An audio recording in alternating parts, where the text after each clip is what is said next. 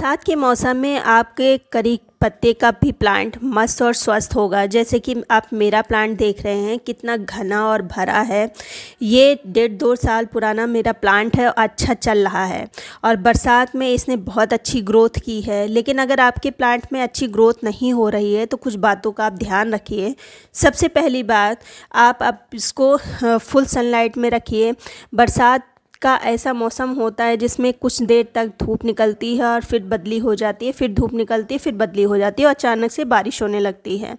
तो अगर ऐसी कंडीशन है और आपका प्लांट अच्छा नहीं है तो फिर उसको बिल्कुल शेड में ना रखिए, फुल सनलाइट में रखिए और जितना भी धूप निकले इस पे पड़नी चाहिए। अगर प्लांट की कंडीशन आपकी अच्छी नहीं है तो कोशिश ये करिए कि जब लगातार 1-2 दिन तक लगातार बारिश हो रही है तो उस बारिश में आपको अपने प्लांट को ना रखिए।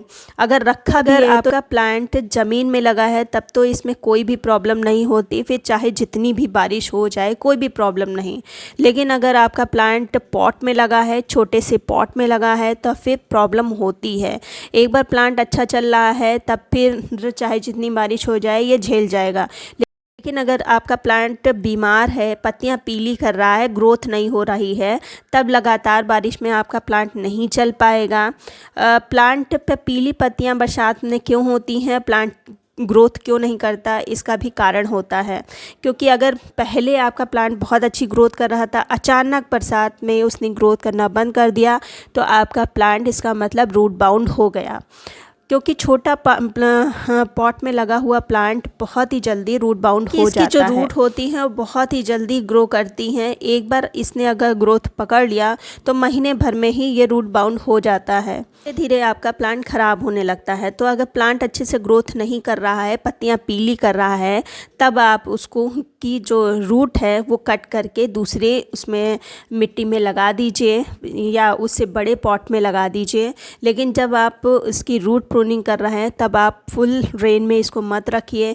एक बार प्लांट सेटल हो जाए, न्यू ग्रोथ स्टार्ट हो जाए, तब आप इसको फुल रेन में रख सकते हैं। दूसरा, अगर आपका प्लांट अच्छी ग्रोथ कर रहा है तो इस तरह से टिप पर ये फ्लावरिंग स्टार्ट करने के लिए ऐसी बड बनाना स्टार्ट कर देता है। तो इस फ्लावर खिले सीड बने उसके पहले ही आप इसको रिमूव कर दीजिए, क्योंकि एक बार जब सीड पकने लगेगी तो प्लांट आपका ख़राब होने लगेगा, अच्छी ग्रोथ नहीं करेगा। दूसरी चीज़, अगर प्लांट अच्छे से ग्रोथ नहीं कर रहा है तो आप ये काम कर सकते हैं। सबसे पहले तो देखिए इसकी सारी घास फूस निकाल दीजिए, क्योंकि बरसात में ये खरपतवार बहुत जल्दी प्लांट में लग जाती है। तो इस तरह से निकालने के बाद आप इसकी हल्की हल्की सी गुड़ाई कर दें और धूप अच्छे से लगने दें। आज देखिए धूप निकली थी इसलिए मैं ये काम कर रही हूँ। जब कभी भी बरसात में धूप निकले तब इस तरह से हल्की फुल्की गुड़ाई करके इसको छोड़ दीजिए। 1 दिन के लिए ऐसे छोड़ना है इस तरह से, और बहुत गहराई में नहीं करना है जिससे कि रूट कटे। तो इस तरह से नहीं करना है, बस हल्की सी ऊपर ऊपर से कर देना है। फिर 1 दिन के लिए हम छोड़ देंगे। अब 1 दिन के बाद हम सबसे पहले डालेंगे इसमें राख। जो लकड़ी की राख होती है या उपले की राख होती है, कोई भी राख आपको मिल जाए वो डालिए। 1 चम्मच डाला है। ये राख बरसात में बहुत अच्छा काम करती है। फंगस वगैरह को, मिट्टी में जो फंगस लग जाती है उसको ठीक करती है। इसकी जगह पर आप फंगीसाइड भी ले सकते हैं, नीम की खली भी ले सकते हैं। लेकिन राख में कैल्शियम भी बहुत अच्छी मात्रा में होती है और मैग्नीशियम भी होती है। बरसात में प्लांट के लिए ये सब ज़रूरी है जो कि लगातार बारिश के कारण बह जाती है, तो ये डालना है। फिर जो दूसरी चीज़ ली है ये है न्यूट्रिएंट, माइक्रो न्यूट्रिएंट बरसात के लिए बहुत ज़रूरी है।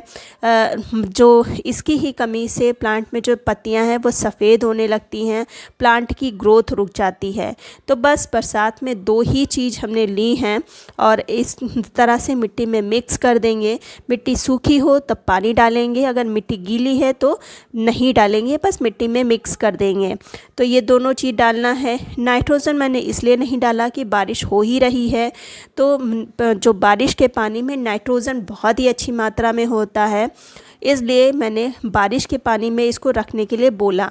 लेकिन अगर आपका प्लांट थोड़ी अच्छी कंडीशन में नहीं है, प्लांट रोगग्रस्त है या किसी और तरह की प्रॉब्लम है, तो फिर उसको बारिश के पानी से बचाइए। फिर वो बारिश का पानी उसके लिए हार्मफुल हो सकता है। तो ये सब चीज़ें करिए और साथ ही साथ इसकी प्रूनिंग करते रहिए। तो अगर प्लांट आपका अच्छा है, ग्रोथ कर रहा है, तो जहाँ से आप प्रूनिंग करेंगे वहाँ से नई नई ब्रांचेस निकलेंगी।